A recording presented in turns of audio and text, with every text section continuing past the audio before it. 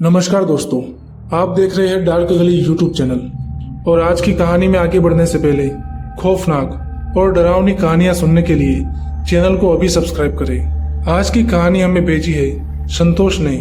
तो चलिए बढ़ते हैं आज की कहानी की ओर। उस रात में किसी तरह घर पर बहाना बनाकर घर से बाहर निकल ही गया था।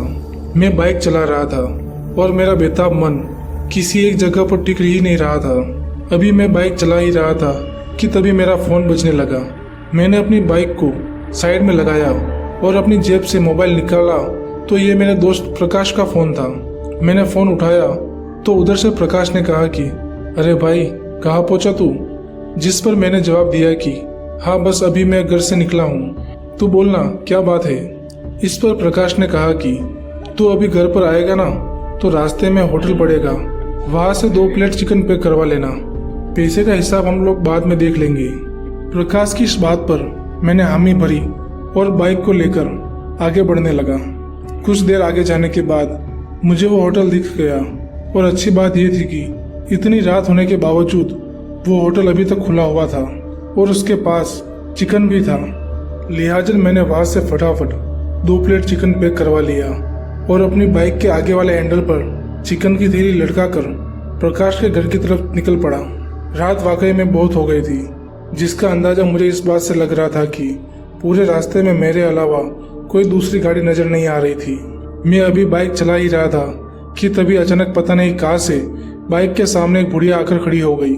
मैंने एकदम से ब्रेक लगाया और किसी तरह गिरते गिरते बचा। मैं गुस्से में पूरी तरह लाल हो गया था और मैंने उस बुढ़िया से कहा कि अरे तू पागल हो गई है क्या? और इस तरह बाइक के सामने कोई आता है क्या? और खड़ी खड़ी देख क्या रही है? चल साइड में जा और जाने दे मुझे। मेरी इस तरह फटकार लगाने पर वो बुढ़िया साइड में तो हट गई, लेकिन उसने हंसते हुए कहा कि फिर से जल्दी मिलेंगे। खैर, फिर मैंने बाइक स्टार्ट की और प्रकाश के घर की तरफ बढ़ने लगा। कुछ देर बाद जब मैं प्रकाश के घर पर पहुंचा तो मैंने पाया कि बाकी के दोस्त भी वहां पर पहुंच चुके थे और मेरे वहां पर पहुंचते ही महफिल शुरू हो गई। हालांकि मैं पीता नहीं था, लेकिन मैंने वहां पर चिकन खाया था। धीरे धीरे सभी पर शराब का नशा चढ़ने लगा और कुछ लोग तो गहरी नींद में तक सो गए थे। लिहाजा मैं भी पास ही में पड़े सोफे पर लेट गया और सोने की कोशिश करने लगा, मगर मुझे नींद नहीं आ रही थी। मेरे बाकी के दोस्त शराब के नशे में सो गए थे। अभी मैं सोने की नाकाम कोशिश कर ही रहा था कि तभी घर के दरवाजे पर किसी ने दस्तक दी। रात के इस वक्त दरवाजे पर दस्तक सुनकर मैं पहले तो थोड़ा घबरा गया। फिर मैंने सोचा कि ये जरूर हमारा कोई दोस्त होगा जो पार्टी खत्म होने के बाद आ रहा है। मैं सोफे से उठकर दरवाजे के पास गया और जब मैंने कुंडी खोली तो मैं पूरी तरह से हैरान हो गया, क्योंकि बाहर कोई भी नहीं था। मैं घर की दहलीज से बाहर आया और इधर उधर देखने लगा।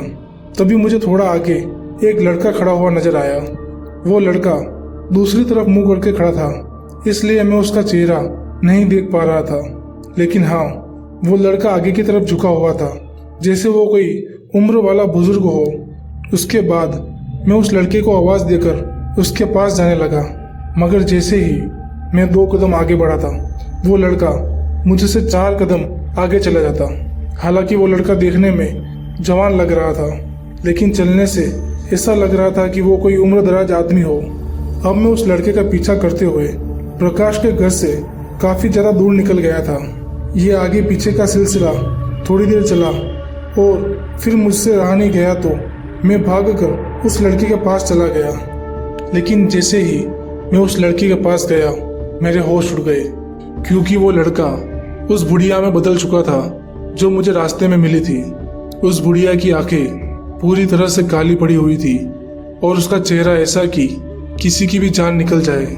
तभी उस बुढ़िया ने अपनी डरावनी आवाज में कहा कि कहा था ना, बहुत जल्दी मिलेंगे। उस बुढ़िया की आवाज सुनते ही मेरा खून सूखने लगा और मुझे समझ नहीं आ रहा था कि अब मैं करूँ तो क्या करूँ। वो बुढ़िया अपनी लाठी को मेरी तरफ बढ़ा ही रही थी कि तभी मुझे सामने से एक बाइक वाला आता हुआ नजर आया, जिस पर 2 लोग सवार थे। जब बाइक की हेडलाइट की रोशनी उस बुढ़िया पर पड़ी तो वो बुढ़िया एकदम से गायब हो गई और फिर उन दोनों अनजान बाइक वालों की वजह से मेरी जान बच गई और मुझे उस बुढ़िया के बारे में आज दिन तक पता नहीं चला। तो दोस्तों, आज की कहानी में बस इतना ही। अगर ये कहानी आपको अच्छी लगी हो तो वीडियो को लाइक करें और चैनल को अभी सब्सक्राइब करें।